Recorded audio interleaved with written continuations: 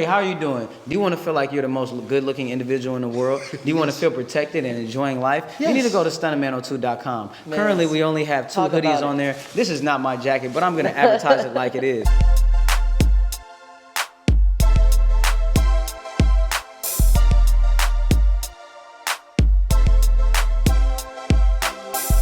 We back on. We back rolling. Now we back on. We back after. That was a quick word from our sponsor. Yeah, real quick. You know what I'm saying? Yes. I wish I needed a sponsor, y'all. Y'all shit would go crazy. You know what I mean? Yeah, we can talk about that. Let's do it, man. Talk about that. I like to invest in dreams, you know, because eventually a dream will become, you know, not everybody would enjoy as an oyster or pearl, but also, you know, it'll be something you'd be happy with. Yeah, that's what ASOTS is all about. Just connecting creators in general. So just having just a sit down with just an individual like you, just you know, means the world to not only us here, but people who could be possibly listening and will be listening, you know, for the future. That's how we leaving his legacy. Exactly. Yeah, creating a platform like Mike was saying, like, but in particularly too right now to focus on like health itself, you know, like, and that's all around health. You know what I'm saying? Like ASOTS is big promoters on health, like mental, physical well-being, and it's so good to have you on because you are, like we said, every time I'm looking onto your Instagram, to any of your social media, 90% of the time, you know, you're talking about health, a healthy lifestyle, or a healthy habit, you know, or even exercise and all that. I remember we had Sam, we had Professor Gable. Shout out to Professor Gable. We had him on the show, and I asked him actually who will be an artist that you would like in mind, you know, that you would want to work with. You know what I'm saying? Like somebody local, you know, let's say local. And him, he actually after the show he was like, "Damn, I should have said Larry June." And Larry June is somebody from the city as well. Shout out to the city. Shout out Larry June. I think he ended up saying San Quentin, right? Who did Sam say? No, he said San Quentin. However, he was like, damn, I should have said Larry June. But I thought that was interesting because that's somebody as like, you know, also that promotes healthy lifestyle. Oh, for sure. You know, so I don't know if it's a Frisco thing. He's also the king of you know what I mean? independence. He is, bro. Shout out Larry June, man. Check out ASOTS, man. The day you get a chance. But bro, like promoting healthy lifestyle, bro. Like I said, I love following you because not only do I get some, you know, do I get quality music? Like I said, I get like tips on like, you know, health style and like exercise and exercising habits. Like I said, I see you in the park a lot. For sure. Like I see you in the park a lot, like doing your running, doing your hikes, you know, and like do you put together like programs for any of the youth? Or? I do. I need to. I'm happy you said that. You know, actually, after this interview, I'm gonna write that down because that would be amazing. But you know, I kind of do it in like not a narcissistic way, but more like a self-preservation way. And I'm trying to learn as much as possible so that if I ever do go teach somebody, you know, it's like I can actually give them something that will really help them. You know, so I appreciate you asking that final question and just going on what you was talking about. I felt like it was like a monologue how you was so penetrating and then touching all these subjects. But I definitely feel like Larry June, Zamyron, who makes Lemonade, inspired me to bottle it up. But we always been trying to put this together, not trying, but doing it. You know what I mean? The method that I make my juices are what I've made, but just with unhealthy ingredients my whole life. All I did was switch the ingredients. That's sometimes what you need to go from what you're doing right now to the next level. And I feel like that's a part of life. You know what I mean? You know what I mean? But tell us more about the juice. Oh man, it's the O2 juice, the healthy alternative to soda. No alcohol, THC, CBD, caffeine, or cane sugar. You know what I mean? We got the residue of all of these particles of citrus sitting at the bottom, enjoying. You know what I'm saying? And marinating. Yes, they are. For the most part, you know, I'm not gonna front like, oh, it's the best thing that you can ever drink in your life. But I will tell you this: it is healthier than soda because we're just using alternative ingredients. I think the best thing is water. But for me, I made this I was past this recipe and turned it into my own in my own way. I did this because I didn't want to suffer from. I suffer from chronic eczema, like I said, and this. What are some of the ingredients that help with the eczema or with skin? Just in general, for me, I kind of look at ingredients that don't help. So I know for me, dairy, red meat, processed foods, sugar, You know, just a lot of things that can cause irritation. Yeah. And basically somebody gave me some simple game. He was like, if it's not green, you shouldn't have it on your plate. And I was like, damn, that's hella easy. Right. Like, should I be eating these sour candies? But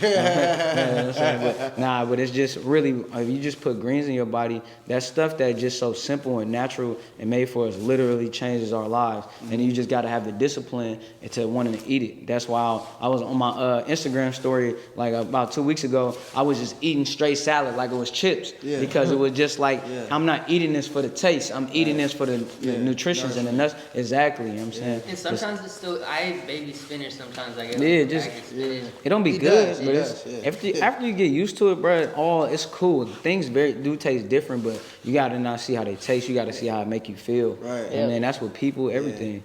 Yeah, Max actually really do that. And the thing is once you get that habit of Discipline for sure. like imagining it like it's chips, and then you just find yourself at the kale bag or the baby spinach bag and eating like chips, like damn, like, you know, even went through like half a bag, you know, not even realizing.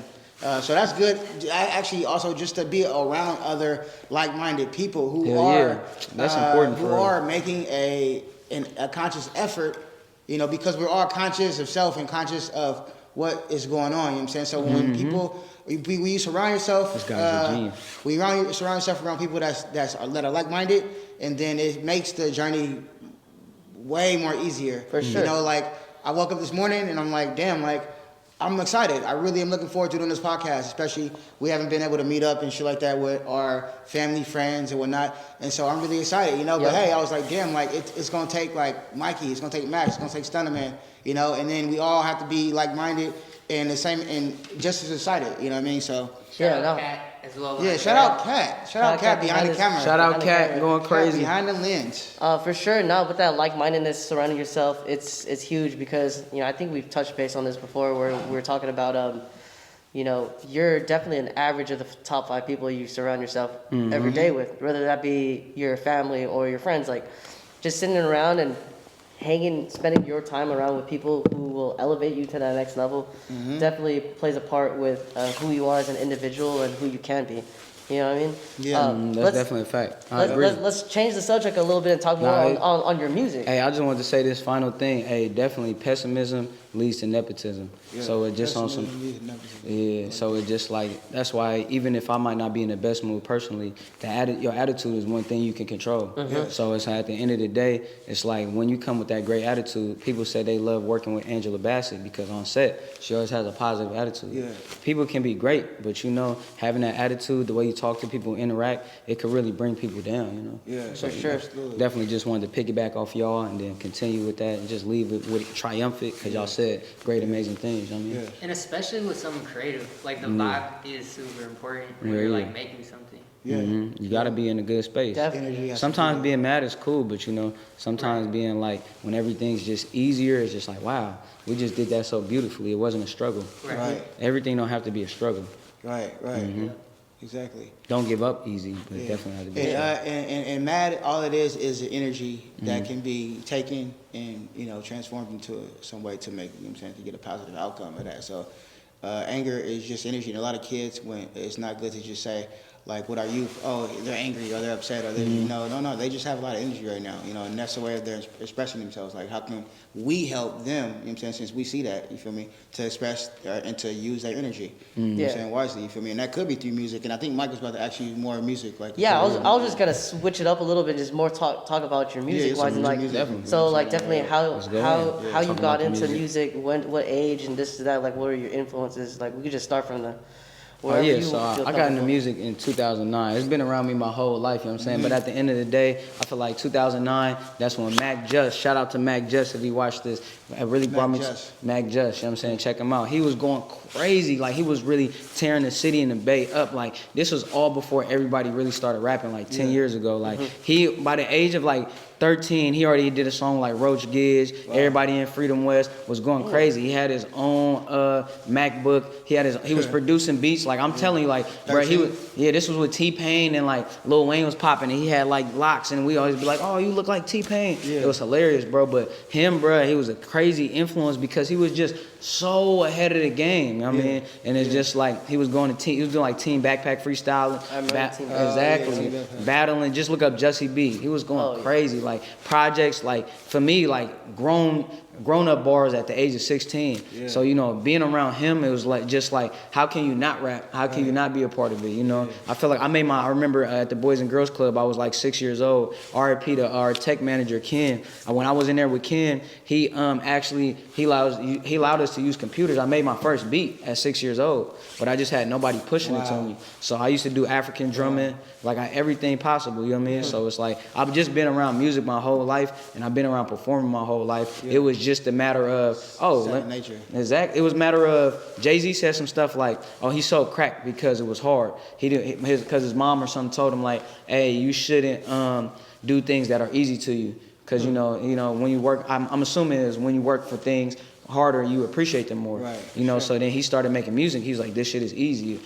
As people tell me, Jay-Z can walk into the studio and spit a freestyle one take and be done. Yeah, that's what everyone says. I He believe records this shit in like one day. And I know people personally who can write in their head. Like, shout out to homie Spaced Out Fly. We done been in the studio. Hell yeah, we done been in the studio, and then in the midst of this, he done wrote a verse in his head. I'm like, what the heck? How you do that? So, you know, that was hella cool. Never put no pen to no pad, huh? Yeah, but just getting back on track. I don't even remember what we was talking about, really. Your music, like how you got into it. It just really fell into it. Like, it was a mix of, you know, having an ego versus, wow, I'm actually good at this. I should take this serious. The ego is, of course, the possibility of meeting women, having money, you know, living an extravagant life that you see artists live, but also exactly, you know, living that lavish lifestyle, but also the real passion of it is like, damn, I really do like writing. I really do like making people feel good. I really do like bringing out an emotion. I like to express myself. So, you know, and I feel like I'm finding a balance of that, because you are supposed to enjoy the spoils of life, but you're not supposed to allow your vices to really control you. You know what I mean? So it's just like I'm